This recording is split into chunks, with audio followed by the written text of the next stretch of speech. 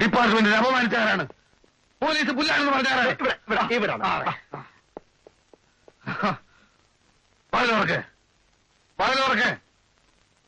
വാതിലോർക്കാൻ ഐഷ, ആയിഷ്, എന്തേ?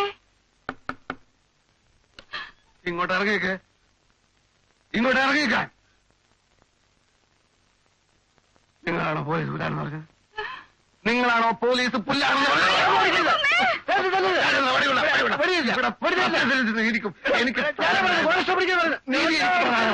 എനിക്ക് നീതി വേണം. വീട് ഒഴിയാൻ പറഞ്ഞാൽ മതി, വീട് ഒഴിയാൻ പറഞ്ഞാൽ മതി, നമുക്ക് പിന്നീട് തല്ലാം.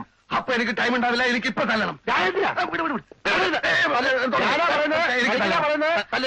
വീട് ഒഴിയാൻ പറഞ്ഞാൽ മതി, വീട് ഒഴിയാൻ പറഞ്ഞാൽ മതി, വീട് ഒഴിയാൻ പറഞ്ഞാൽ മതി. മതിയോ? വീട് ഒഴിയാൻ പറഞ്ഞാൽ മതി. ഇപ്പൊ അങ്ങനെ മതിയല്ലേ? ഇങ്ങോട്ട് ഇറങ്ങിയതല്ലേ? ഇങ്ങോട്ട് ഇറങ്ങിയതല്ലേ? ഇപ്പൊ ഞാൻ തല്ലുന്നില്ല. പക്ഷെ 24 മണിക്കൂറിനകം വീട് ഒഴിഞ്ഞില്ലെങ്കിൽ ഞാൻ ഇനിയും വരും. എല്ലാത്തിനും നേരത്തെ തല്ലും. പോലീസ് അതെ, ഏതായാലും ഇത്രത്തോളം വന്ന സ്ഥിതിക്ക് അയൽവക്കാരെ കൂടെ ഒന്ന് വിരട്ടിയാലും ഒറ്റയുള്ളതിന് പോലീസിനെ പേടിയില്ല. പോലീസിനെ പേടിയില്ലാത്തവന്മാര് ധൈര്യം ഉണ്ടെങ്കിൽ ഇറങ്ങി വാടാ. കോട്ടപ്പള്ളി സുലൈമാനെ ഇടിച്ച് തറവെറ്റിച്ച എസ് ഐ രാജേന്ദ്രനാണ് പറയുന്നത്. 24 മണിക്കൂറിനകം വീടൊഴിയാൻ ഇവരോട് പറഞ്ഞിട്ടുണ്ട്. ഇവൻ എന്റെ ക്ലാസ്മേറ്റ് ആണ്. ഇവനെ തൊട്ട് കളിച്ചാൽ പോലീസ് ഡിപ്പാർട്ട്മെന്റ് കയ്യും കെട്ടി നോക്കി നിൽക്കയില്ല. ഓർമ്മയിരിക്കട്ടെ. കേരള ജീപ്പില്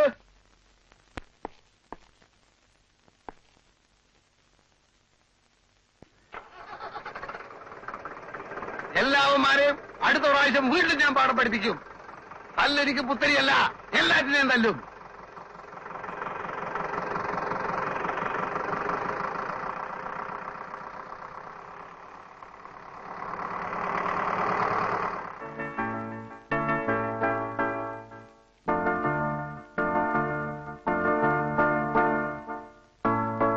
എന്താ ഉമ്മർക്ക പോലീസൊക്കെ വന്നു പോകുന്നത്?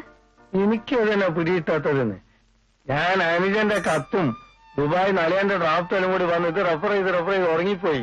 ആഴ്ച പറയുന്നത് എന്തോ പോലീസ് വന്നു പോയിന്നിട്ട് എന്തേലും ആഴ്ചയായി? 24 മണിക്കൂറിനുള്ളിൽ വീട് ഒഴിയണമെന്ന് പറഞ്ഞു. ആ പണിക്കര് ചില്ലറക്കാരനൊന്നും അല്ലാട്ടോ. ഇൻസ്പെക്ടർ അയാളുടെ ചങ്ങാതിയാണെന്ന് തോന്നുന്നു.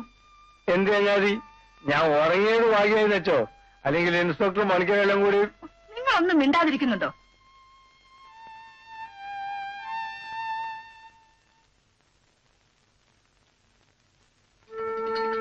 ഇൻസ്പെക്ടർ എന്ന് കാണണമായിരുന്നു.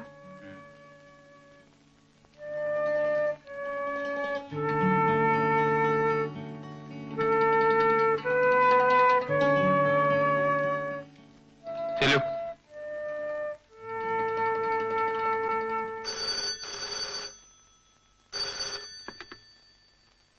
Yes, inspector Rajendra here.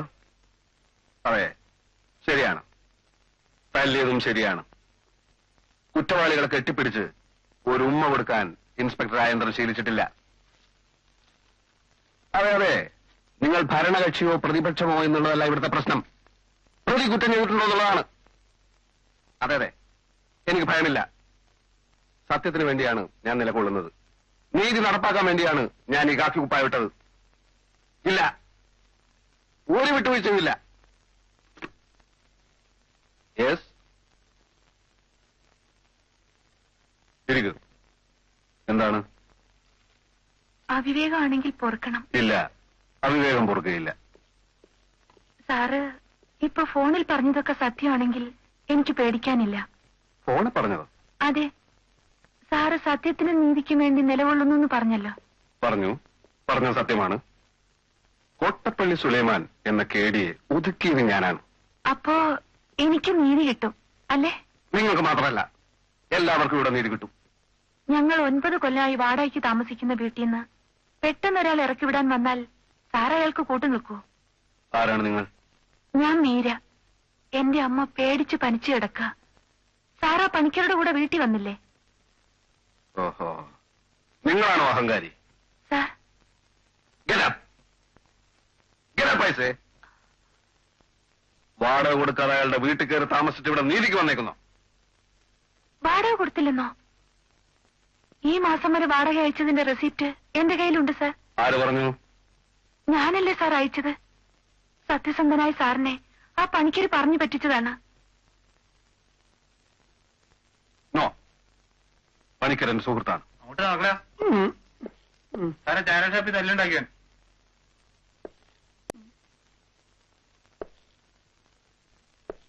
ഓഹോ, ഇവനാണോ? അയ്യോ, ഞാനല്ല സാറ്. ആ.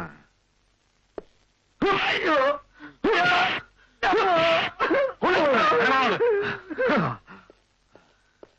I am very strict. I am very strict. അപ്പോ വാടക കൊടുത്തു എന്ന് പറയുന്നത് സത്യമാണോ? സാർ? വാടക കൊടുത്തു എന്ന് പറയുന്നത് സത്യമാണോന്ന്? അതെ സാർ, റെസിപ്റ്റ് ഉണ്ട്. അത് മാത്രമല്ല, നിങ്ങളുടെ പേരിലുള്ള ആരോപണം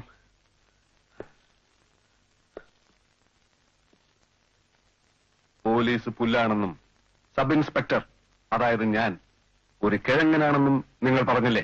അയ്യോ സാർ. Get out.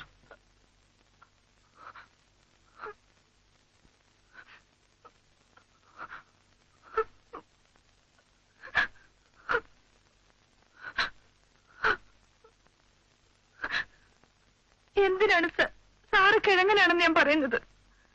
സാറിനെ പറ്റി ഞാൻ എത്ര കേട്ടിരിക്കുന്നു. ആർക്കെങ്കിലും സാറിനെ പറ്റി അങ്ങനെ പറയാൻ പറ്റൂ?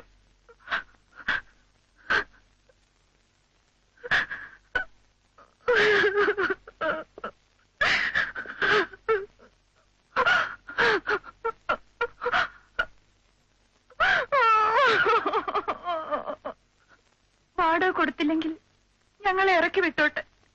കൊടുത്തു എന്ന് തെളിഞ്ഞാൽ ഞങ്ങളെ താമസിക്കാൻ അനുവദിക്കൂ സാർ. അത് സാറല്ലാതെ ഞങ്ങൾക്ക് നീതി തരാൻ മറ്റൊരാളില്ല. ഞാൻ ആലോചിക്കട്ടെ. കരയാതിരിക്കൂ. ആ കണ്ണു തുറക്കു കുട്ടി. പോയിക്കോളൂ, കുട്ടിക്ക് നീതി ലഭിച്ചിരിക്കും. ഉറപ്പാണോ സാർ? എസ് എ രാജേന്ദ്രനാണ് പറയുന്നത്. പോയിക്കോളൂ. Thank you sir. നിൽക്കൂ.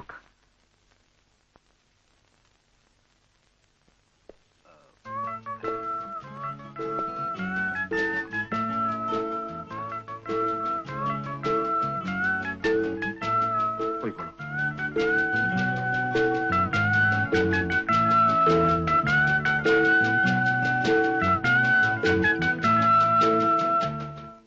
പെട്ടെന്ന് ഇങ്ങനൊരു മനം മാറ്റം ഉണ്ടാകാനുള്ള കാരണം എന്താണെന്നാ ഞാൻ ചോദിച്ചത്.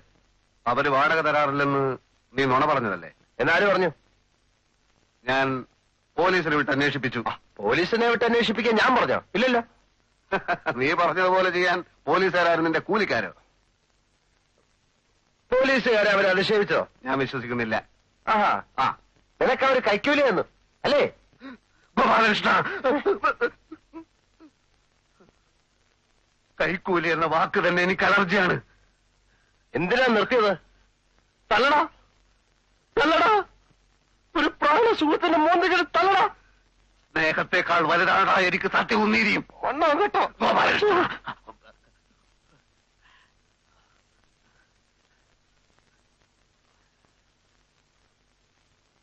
ഈ കാക്കി കുപ്പായം നിന്നെ ഒരു ഭ്രാന്തനാക്കിയടാ, നന്ദി കെട്ടവനാക്കി.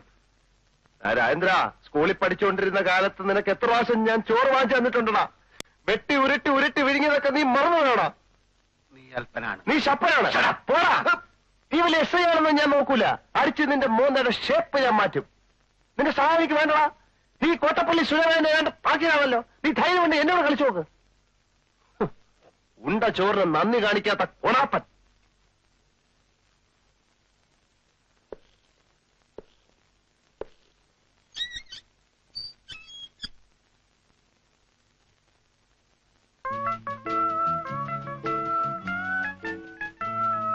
മീര, നല്ല പേര്.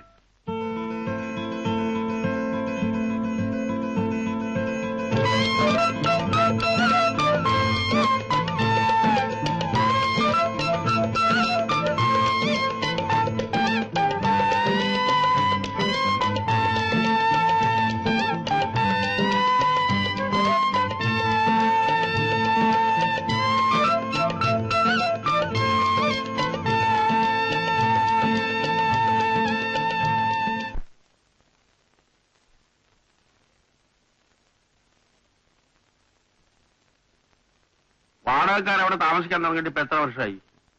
അതൊന്നും ഒരു പ്രശ്നമല്ല സാർ. ഒരു സൂട്ട് ഫയൽ ചെയ്ത് കേസ് നടത്തി വാടകക്കാരെ ഒഴിപ്പിക്കാൻ എനിക്ക് ഉദ്ദേശമില്ല. കേസില്ലെങ്കിൽ പിന്നെ വക്കീലിന്റെ ആവശ്യം എന്താ? ഞാൻ മുഴുവൻ പറയട്ടെ സാറേ. ആ പറയൂ. ആ, ഈ പറയുന്ന 9 കൊല്ലം വേണ്ട, ഈ കാലം അത്രയും ഹൗസ് ഓണർ, അതായത് ഞാൻ തന്നെയാണ് മേപ്പടി വീട്ടിൽ താമസിച്ചു വരുന്നത്.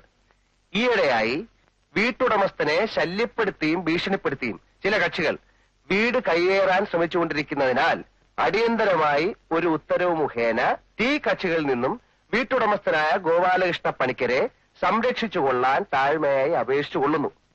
ഇങ്ങനെ ഒരു അപേക്ഷ, അതായത് ടെമ്പററി ഇഞ്ചക്ഷൻ നമ്മൾ കൊടുക്കുന്നു. അതുകൊണ്ട് എന്താ കാര്യം? ഹൗസ് ഓണർ താമസിക്കുന്നത് ഇപ്പൊ അവിടെ അല്ലല്ലോ. ഹൗസ് ഓണർ അവിടേക്ക് താമസം മാറ്റാൻ പോവുകയാണല്ലോ. അത് വാടകക്കാര് സമ്മതിക്കണ്ടേ? അത് ഞാൻ നോക്കിക്കോളാം. ഇത്രയൊക്കെ അറിയാവുന്നത് എനിക്ക് പിന്നെ ഒരു വക്കീലിന്റെ ആവശ്യമൊന്നുമില്ല. അതല്ലെന്നേ, ഇഞ്ചക്ഷൻ അപേക്ഷയ്ക്ക് മുമ്പ് വാടകക്കാരെ ശല്യപ്പെടുത്തി വീട്ടിൽ നിന്ന് പുറത്താക്കാൻ ഞാൻ ശ്രമിക്കും. ആ, അത് വിജയിച്ചാൽ പിന്നെ കേസും കോടതിയൊന്നും വേണ്ടി വരില്ലല്ലോ. എന്നാ പിന്നെ അതിനുശേഷം നമുക്ക് കണ്ടാൽ മതിയല്ലോ. അല്ല വക്കീലേ, അതിലൊരു പ്രശ്നമുണ്ട്. അതിക്രമിച്ചു കിടന്നവൻ ഞാനാണെന്നും പറഞ്ഞ് അവർ പോലീസിൽ കംപ്ലൈന്റ് ചെയ്താൽ പോലീസിന് വേണമെങ്കിൽ എന്നെ ലോക്കപ്പിലാക്കാം. ആ സമയം വക്കീൽ വന്ന് ജാമ്യത്തിലൊന്ന് ഇറക്കി തന്നാ മതി. ആ അമ്പാടാ മിടുക്ക, തന്നെപ്പോലുള്ള ഒരാളെ തൊടാൻ പോലീസിനും ധൈര്യം ഉണ്ടായിന്ന് വരില്ല. 9 കൊല്ലമായിട്ട് അവിടെ താമസിക്കുകയാണെന്നുള്ളതിന് അവരുടെ ഈ തെളിവില്ലേ? എന്ത് തെളിവ്? വാടക മണി ഓർഡറായി അയച്ചതിന്റെ രസീത് കാണുമല്ലോ. ആ രസീത് അവരുടെ കയ്യിലിരിക്കത്തേ ഉള്ളൂ. അത് വാടക തന്നതല്ല, അവരെന്നോട് കടം വാങ്ങിച്ച കാശാണെന്ന് ഞാൻ കോടതി പറയും.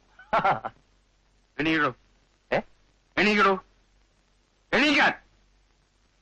തന്നെപ്പോലുള്ളവരെ പ്രോത്സാഹിപ്പിച്ചാലേ വക്കീലന്മാരുടെ കഞ്ഞൂടി മുട്ടും. അല്ല വക്കീലെ, എനിക്ക് വക്കീലിന്റെ സഹായം ആവശ്യമായി വരും. ചേംബറിൽ മൂവ് ചെയ്ത് കമ്മീഷൻ എടുപ്പിക്കേണ്ടി വന്നാൽ എനിക്ക് വക്കീലിന്റെ സഹായം വേണം. വയലേഷൻ ഓഫ് ഇഞ്ചക്ഷൻ പ്രൂവ് ചെയ്താൽ ടെനൻസിനെ പോലീസുകാരെ കൊണ്ട് അറസ്റ്റ് ചെയ്യിക്കണം. ഇതിനൊക്കെ വക്കീലിന്റെ BA-BL ഡിഗ്രി എനിക്ക് വേണ്ടി വരും. ഓഹോ, അത് ശരി. ഡിഗ്രി മാത്രം, എന്നെ വേണ്ട. എല്ലാം കോടതി വരാന്തെന്ന് പഠിച്ചാണ് സാർ. ഏയ് വേണ്ട വേണ്ട വേണ്ട, എന്റെ നിയമോപദേശം എനിക്ക് വേണ്ടി വന്നില്ലല്ലോ. അയ്യോ, അത് പറ്റില്ല. ഒരു വക്കീലിനെ കണ്ടാൽ ഫീസ് കൊടുത്തിരിക്കണം, ഇല്ല എനിക്ക് ഉറക്കം വരില്ല. അത്ര നിർബന്ധമാണെങ്കിൽ അതിന്റെ അടിയിലേക്ക് വെച്ചേക്കാം. എന്നാ പിന്നെ ഞാൻ ആ വീട്ടില് ഇടിച്ചു കയറി അങ്ങ് താമസിക്കാൻ പോവാ. ശ്രമിച്ചു നോക്കൂ. All the best.